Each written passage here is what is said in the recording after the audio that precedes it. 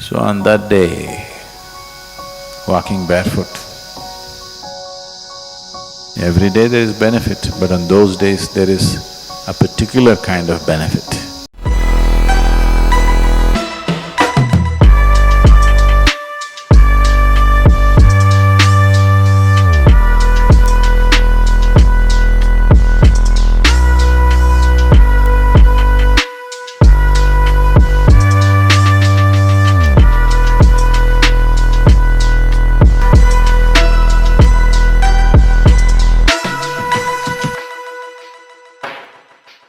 After all, moon is a satellite for this planet and helplessly strung to this planet and making its rounds. So what is the significance? Why these full moons and no moons are held significant? Probably many of you know that you may not know, I hope you do not know this by experience. You should know that if someone is mentally disturbed on a full moon day, on a new moon day, they get little more disturbed than usual. You're aware of this? Happens to you? Say yourself, you just be with me, don't worry about the camera. So, it doesn't happen to you, but it does happen to somebody. So it is not that moon instigates madness, it is just that when the moon takes certain positions, it heightens whatever you are. If you are loving, you become more loving. If you're joyful, you become more joyful. If you're blissful, you become much more blissful. If you're a little insane, you become much more insane. If you're meditative, you become far more meditative. It just enhances everything that you are. So we considered these days important so that you consciously create the right kind of quality in you so that it gets enhanced. So the moon does not make you mad or meditative, it just enhances whatever you are. You know, even the ocean goes mad. If you are a swimmer on the beach, it's madness for you. But if you are a skipper of a large vessel, it is a boon for you. But something is happening. The very ocean is trying to rise.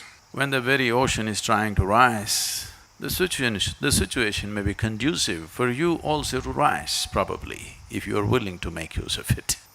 And moon's influence on human life is far more than that. To do anything with yourself, to be aware where the moon is could be useful because it creates different types of qualities and energies in the system. If one is aware, he could make use of it. In English language, moon is lunar. If you take a step further, you become a lunatic. So generally, the influence of the moon is considered illogical. Anything illogical, generally in the West got labeled as madness or insanity. But here, we always saw the limitations of logic. Logic is very useful to conduct the material aspect of your life. If you want to do your business, you want to build a house, you want to do all the things in the world, you have to be logical, there is no other way to conduct it. This is the problem with us. To conduct the outside, we call the divine. To conduct the inward, we try to go at it logically. Both don't work for us. So, when it comes to subjective dimensions of life, if you're not willing to step beyond the limitations of your logic, then nothing ever will happen. If I ask you to close your eyes and do something very simple, you sit here and calculate, okay, if I do this, what will I get, what will happen, this, nothing will ever happen to you. If anything beautiful has to touch you in your life, if meditation has to touch you, if love has to touch you, if bliss has to touch you, you must be illogical. Everything is logically correct, but you have a long face because everything is correct with you. You're correct, but life doesn't work like that.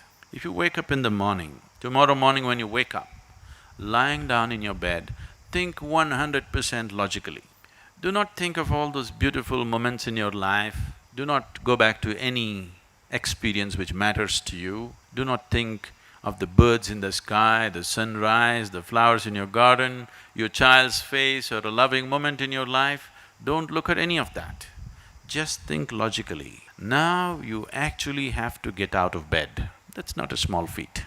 Is it a small feat? It's not a small feat. And then you have to go to the toilet. Then you have to eat, work, eat, go to sleep. Again tomorrow morning, same thing. Cut out the experiential aspect. Think of your life 100% logically and see. You have to do the same damn things for the next 30, 40, 50 years. And if you do yoga, it gets elongated. It gets stretched further, you know. The same nonsense every day, every day, every day. Just think logically, is it worth it? Is it worthwhile? Is it worthwhile? No. Moments of extreme logic are moments of suicide. And all of you have been committing suicide like this, but you don't do anything these days in one shot. You do everything in installments. You're committing suicide also in installments. I want you to just look back. If you're unable to look back, when you go home today, I want you to rummage into your old pictures and see when you were 5, 6 years of age, how your face was. It was like this.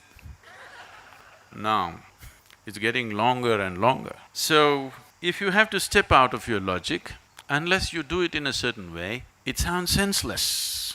Because right now, your idea of sense is only logical, isn't it? But please see, the most beautiful moments in your life have happened to you only when you kept your logic aside a little bit. It's nice that you're asking this question just now. So what is the significance of barefoot? Especially those of you who find your body is not integrated enough, constantly it's troubling you, such people should walk barefoot. It'll be nice if you can crawl, more contact, I mean.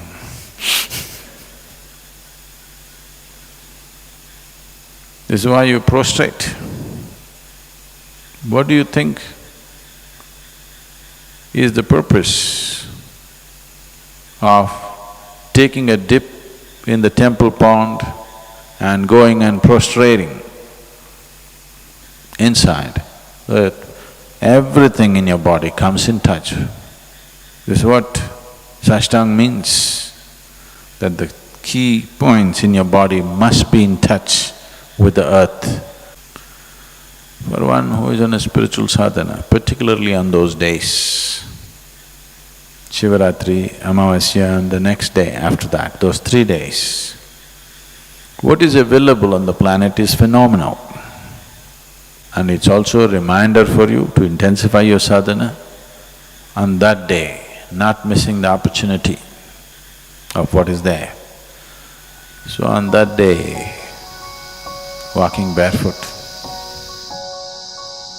every day there is benefit, but on those days there is a particular kind of benefit, which is not only for physical health, but also for spiritual well-being, also for creating the necessary momentum in the system for an upward movement. You can't cut off your legs, so just the shoes for those 3 days. It'll be good to do that.